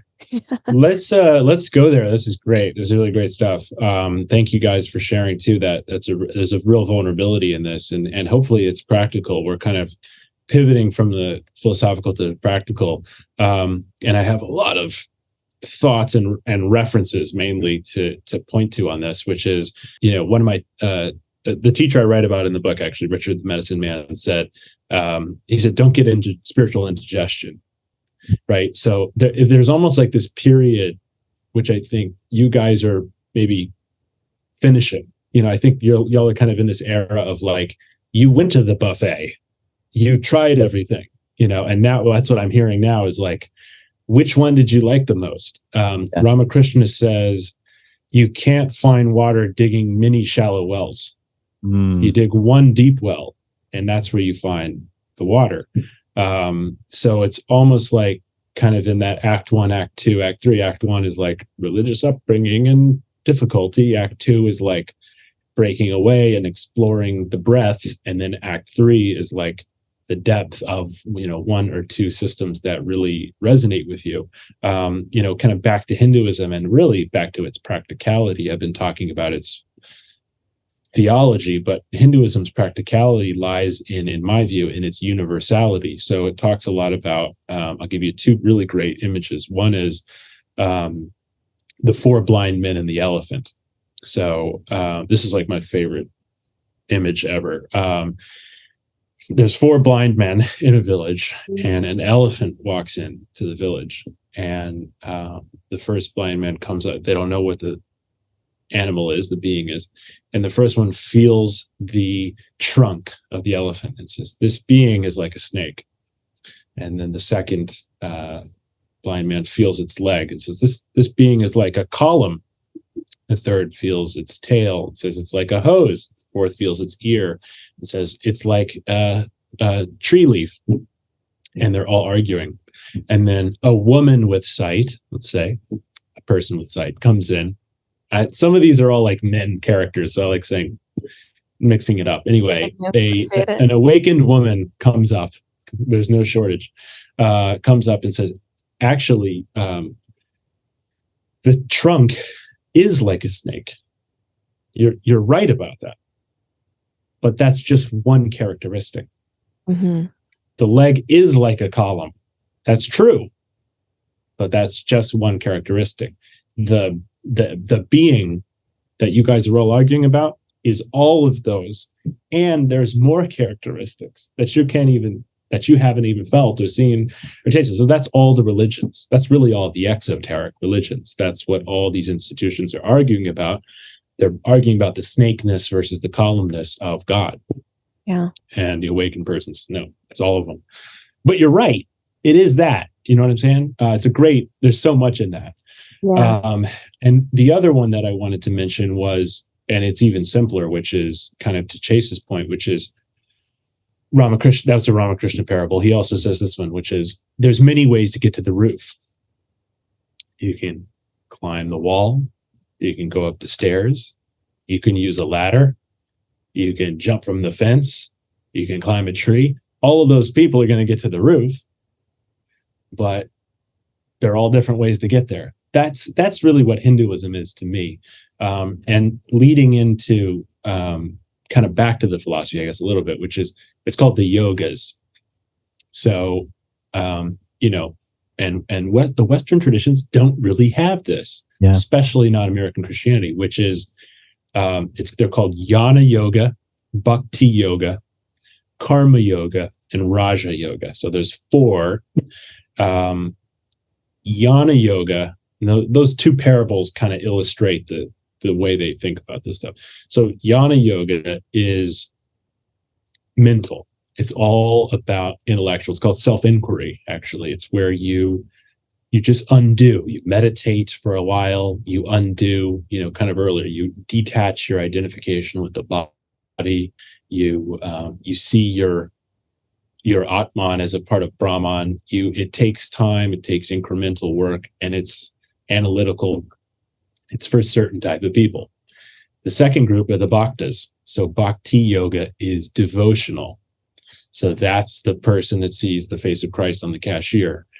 That's the dancer, the poet, the artist, the people in church that are really feeling the emotions in like a profound way and crying and things like that. Those are bhaktas. That's the second path. Third is karma yoga, which is service. So that's like the food bank people, or, really just people who serve other people. And then the fourth is Raja Yoga. It's kind of like a culmination of all of them. It's kind of the Avatar is kind of a Raja Yogi. But, I think to the question around like, what do I do? Which one do I go into? Go into the one that is the exact resonance with your heart, with your soul, with your psychodynamic needs, that undoes your trauma, because they're all valid. They're all unique pathways to the divine, to the undoing, to the remembering of the true self. But they're all different. And I think what's funny kind of about the image of, like, for example, the Yanis and the Bhaktas is that, like, the Yanis look at the Bhaktas and they're like, what the heck are they doing? Dancing around? They're crazy, and then the Bhaktas look at the Yanis and they're like, these guys are so cold. They just sit there, right. It's like that's how they see each other on the surface. And so Hinduism has a much more sophisticated openness to the variation that I really honor. Yeah. Oh, I love that explanation. And just for the listener, we're using the word yoga a lot, and correct me if I'm wrong, but in this sense, it's more of not the traditional westernized yoga of spiritual path. It's spiritual path practice. Like it's this word that embodies, like it's a practice. You're going deep in one type of spiritual path, spiritual practice, not the necessarily standing poses. The postures. Which are practice. Yoga means union in Sanskrit, And there's an Patanjali's Yoga Sutras. The yoga teachers listening will know this, but there's a text called the Yoga Sutras of Patanjali. He talks about what's called the 8 limbs of yoga, and the asanas are just the third limb of 8 of 7 other ones. Yeah. So American gym yoga, kind of to you guys' earlier point, it's great, and I'm a big fan, and I love going and doing. I have my little personal practice, and I support my yoga teacher pals, and it's beautiful. And also at the same time, it's kind of its own thing. It's sure. Separate from, or it's at least it's become its own thing in terms of separate from that term. So thanks for the clarification. Yeah. Yep. So I'd love to go, from the religious buffet to maybe the food court in the mall, and that's funny. And unpack New Age a little bit. How do you define this? You're kind of in a mecca in Austin. Yeah. Of this world. Look who's talking, SoCal. I know, right? Well, I moved down here and again I was in corporate finance, accounting, and got briefly introduced to it down here in the health and wellness community.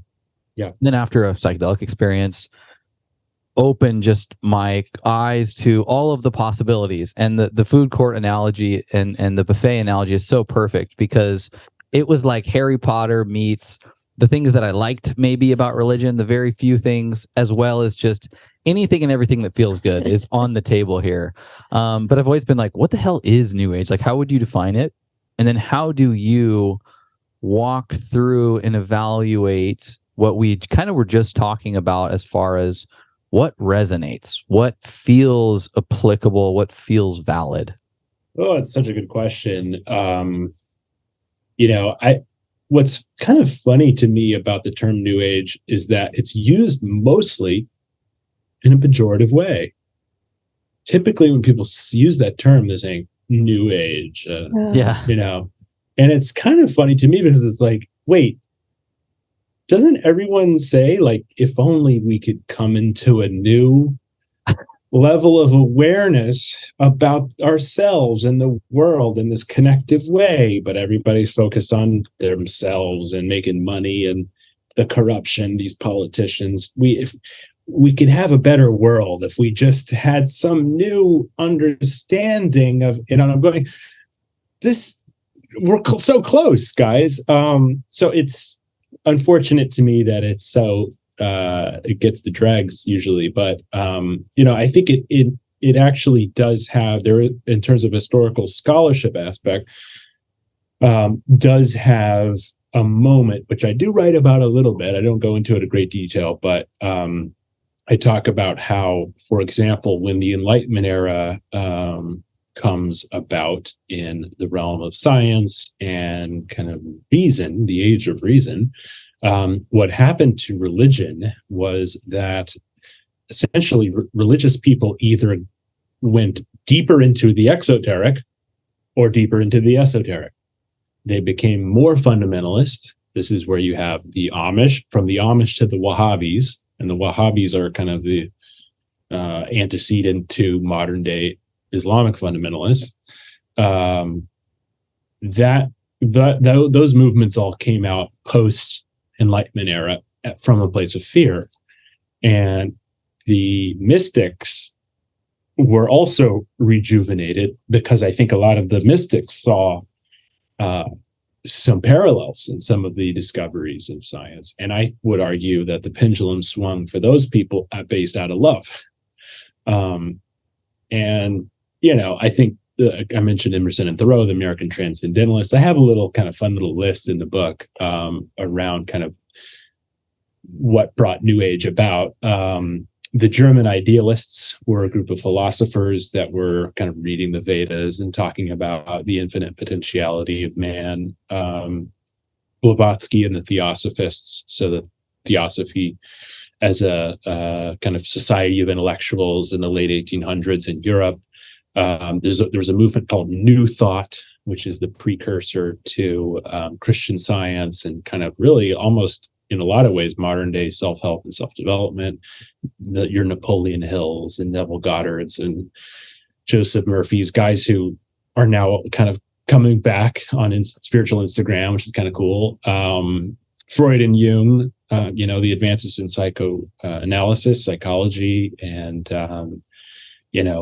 that's a whole nother podcast because there's so much to those guys. But what's interesting is Jung kind of became more of a mystic later in life. He really actually even became Gnostic in some ways. In the Red Book, most people who understand Carl Jung know his early stuff, kind of the archetypes and the collective unconscious and psyche and things like that, synchronicity.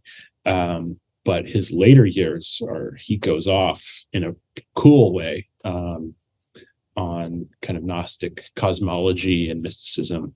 There was another guy named Edgar Cayce, who was a Christian mystic who was called the sleeping prophet. He would go to sleep, take naps, and he would like talk.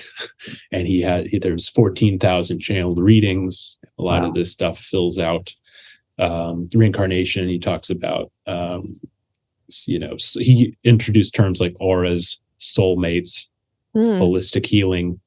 A lot of those terms come from Edgar Cayce. 20th century physicists, that's also probably another podcast. But from Einstein to Max Planck to Heisenberg, these guys are analyzing the technology, and their sophistication gets them to a level to really understand that matter, again, doesn't quite have the solidity that we think it does. The kind of atoms are only empty space, and the observer effect in quantum physics. I'd also point to Unitarianism, which is really my fave brand of Christianity, the UUs. They tend to be very open, see Jesus as a human being, not crazy about original sin, etc. As a church, which is pretty cool. Progressive Christians. Religious academics. So Max Mueller translated a lot of Eastern sources. William James, who was a very prominent Harvard psychologist in America, helped legitimize the mystical experience. Gurdjieff was an Armenian and Greek mystic philosopher in the early 1900s who was interesting, alongside of the Hindu swamis and Buddhist monks coming to America. Kind of all of those things together are really like my little bullet points of like what kind of brought about New Age, alongside, of course, the beat authors, Kerouac, Ginsberg, Burroughs, and certainly the counterculture movement, psychedelia, sexual liberation, etc. So, there's kind of all those things alongside of the ancient mystic traditions. Sufis in Islam, Kabbalah and Judaism, Gnostics and Christianity. A lot of these ideas aren't necessarily new. Some of them are very old. So, I'm happy kind of from an academic or a scholarly standpoint to point to all those aspects of like what brought about New Age. And I think also like just, even more plainly, just the internet, now that we're able to look up all these things and see, oh, wait, the Bible has some discrepancies. Kind of the unraveling a lot of the tradition, a lot of the fundamentalism from technology and global exchange of information. All of that together created this term, which is also hard to define. Like, what does New Age really mean? It's like a little bit of this, a little bit of that. I mean, I think it's fair to say, like, people have like called me New Age. Like, it's a category I'm not opposed to being associated with whatsoever. But yeah, it's nebulous. It's hard to pin down. And, just like the religious issues that we talked about earlier, it's like New Age spirituality is not free of egoistic, insensitivity, narcissism, trauma, and even at worst, abuse, Relation. in a variety of ways. Yeah. And hedonism to an extreme. I mean, there's a lot. And I think part of that is because there's an aspect of like pent up religious trauma that then finds New Age and has this kind of liberating effect that's not necessarily dealing with that in a healthy way. And so, it's a complex thing, but I think ultimately, I think it's good. I think in general, I think it's positive. And I think also, granted, I'm also a white man, and there's some accusations that New Age is appropriation-y, which is true in some cases. I think cultural appropriation is an issue.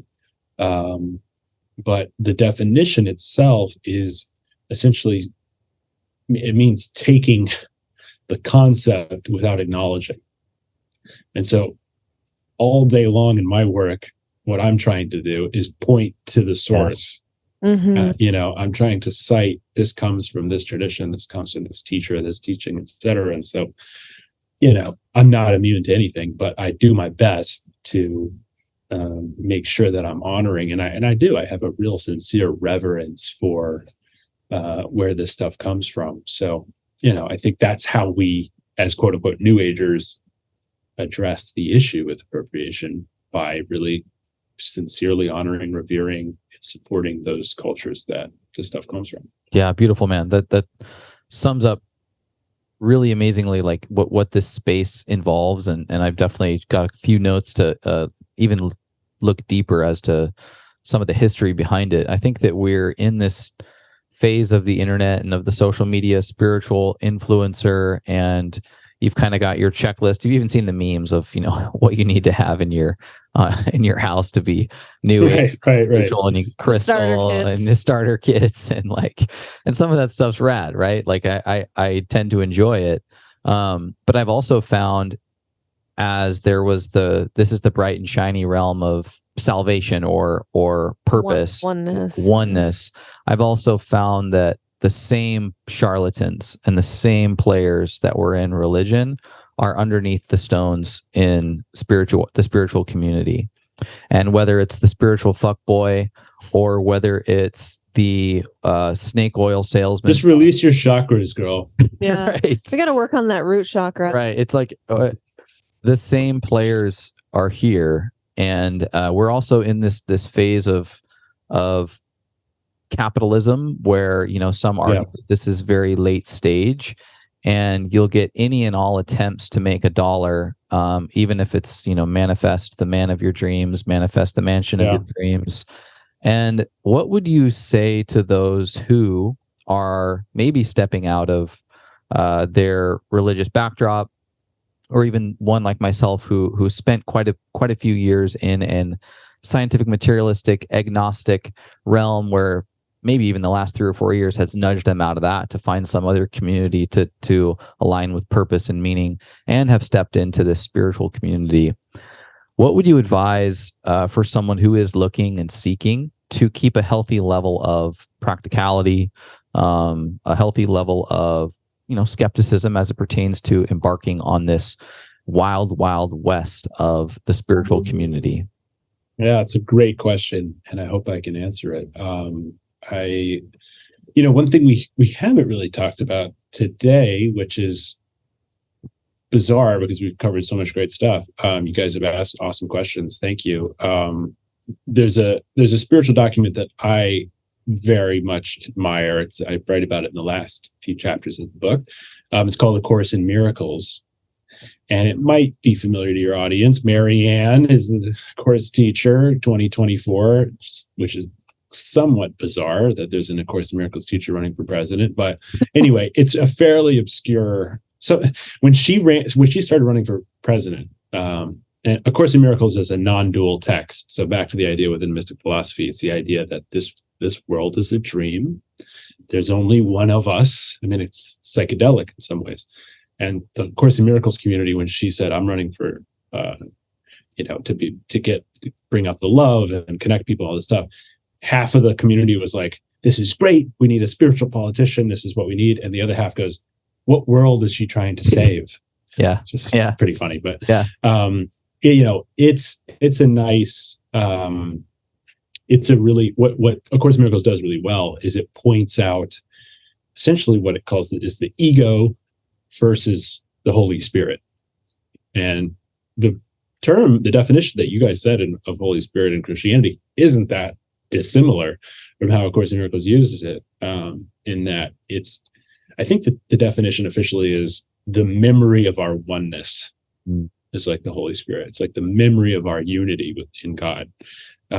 So not that far off. And the ego is the dictator. The ego is the, and the traditional Christian view of like the red devil and the white angel. And, it's in all of these systems, right? The Buddha is tempted by Mara and the Buddha nature, there's the duality of those two voices, the intuition and the, demanding, the personality that wants. I think whenever I'm trying to be discerning, I think to answer your question around like validity or, someone worth following, it's like, for me, it's like, which one are they listening to? Ego or Holy Spirit, or also higher self is another kind of new age word.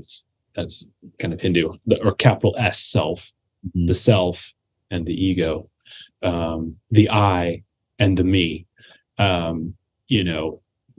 When there's Christian pastors that are voices of the Holy Spirit or the higher self, and there's Christian pastors that are voices of their ego. And there's new age spiritual teachers that are voices of the higher self or Holy Spirit, and their voices of the ego. And so I found it helpful to kind of define characteristics of both. I don't know really if I do that much in the book. By the end of the book, you should get it. But the idea is that the ego is always wanting something externally. The ego is special. The ego, needs validation. The ego is just disappointed. There's ways to find out if you're in your ego mind. And my friend actually, James McCrae, wrote a book called Shit Your Ego Says. It's pretty funny. Versus the Holy Spirit, the higher self, everyone is special equally. There is no difference. That's the least of these you do for me. The higher self needs nothing from anyone. That's unconditional love. That's that same energy. So, I think if you're out there and you're listening to someone, if you hear them talk about how amazing they are, be careful, because that's probably an egoic, kind of narcissistic person that's using their charisma and their knowledge of all this stuff. Me personally, the way so I've had some people that are in this space say, like, how do you deal with like quote unquote teaching or whatever? And like, I don't even say I'm a teacher. I say I'm a writer, or an author. I've accepted that title now, but my goal is to be a billboard to the real masters. I'm trying to share, Yogananda and Thich Nhat Hanh and Ramana Maharshi and Anandamayi Ma, and beings who are much higher along than me. That's my job, at least right now, is to be I'm a billboard for the buffet. It's $4.99 on Tuesday. That's my job. Yeah. So that's really the only way I can answer it. But yeah, I think, being discerning is important, because there's a lot of folks that come out of you guys' space like you guys did. And folks want to, take advantage of folks. And there's a lot of shamans they take PayPal and yeah, be careful out there, guys. Yeah. It's a slippery slope. And I'm just, you do a great job of profiling some of those names you mentioned and Ram Dass and others in your book. And the self-promotion is clearly lacking in their work and what they've left as an imprint into this world. And I see that as the red flag, surely, when there's exclusivity articulated, when there's paywalls. Obviously, we exist in capitalism, and it has to exist to a certain degree for there to be even growth or evolution on one's purpose or passion in many, many lanes. But when it's paywall after next course to higher levels of consciousness, start to take get enlightened in 30 days. Right. Yeah. It's that's part of the comedy of New Age, I think. Is like the late stage marrying with it, for sure. Right. But with all of that, my friend, just grateful for the link in the chain that you are. I am so appreciative of your tone and your personality because it feels within reach for many of us. And I am stoked to see what else you do. I hope that anybody and everybody listening has some fun with this book, because I surely did, and it prompted lots of questions and lots of further inquiry that I think is just scratching the surface for myself at this point. But yeah, man, I'm just really, really stoked for what you are doing in the world, and appreciative that it's impacting my life so much. Thank you, man. I appreciate it, you guys. I'm so blown away by you guys, and folks in you guys' community that have come out of really a tough environment. And I sending empathy and peace for those massive transitions of like hardcore evangelical to hardcore scientific materialism, and now coming into this one. Those are really massive shifts, and it takes a lot of courage and openness and trust and just a lot of beautiful qualities to get where you guys did. So thank you for demonstrating that potential for humans that are stuck in, deeper levels of conditioning and fear, because it is possible as well. And so reciprocating back to you guys, and yeah, may all of our mirrors be polished. No doubt. Yes. Need that on a t-shirt.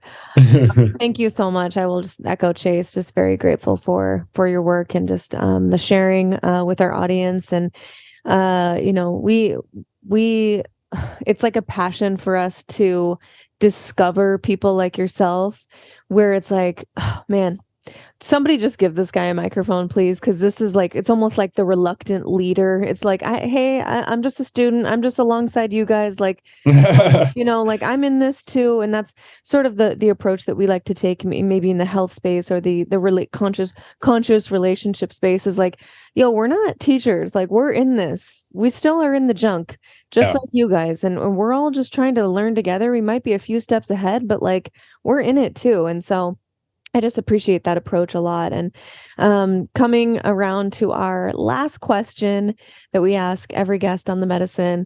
Medicin is all about sort of discovering and leaning into these medicines that, don't necessarily come in an orange bottle, but help us to create more consciousness in our life and to create deeper relationships all around. So what for you feels like medicine right now in your life? Yeah, I think it's a great question. We've covered a lot of like intellectual stuff, which is really fun for me. And at the same time, the mind won't get it. It is beyond the mind. The mind is just a helpful starter to the experience of a true spiritual practice, to the embodiment, and really to love. So, I think whenever I get too caught up in all of the mapping, which I tend to do, just reminding myself that almost like you erring into love tends to be the right medicine for me. It's like for myself, for others, and not in like a doormatty way, right? Because you still have to have your own sense of discipline and boundaries and so on. But having a sense of love and kindness, there's a really great quote from Huxley, Aldous Huxley, who said something like, he was like 70 or 80, and he's like, they were like, what's your little piece of advice? And he's like, I'm very embarrassed to share that after all my studies, really like the best thing I can say is just try to be kinder to yourself and other people. So, I feel that, it's like after all these explorations, it's like just being loving and being kind. It's like, that's the way to do it.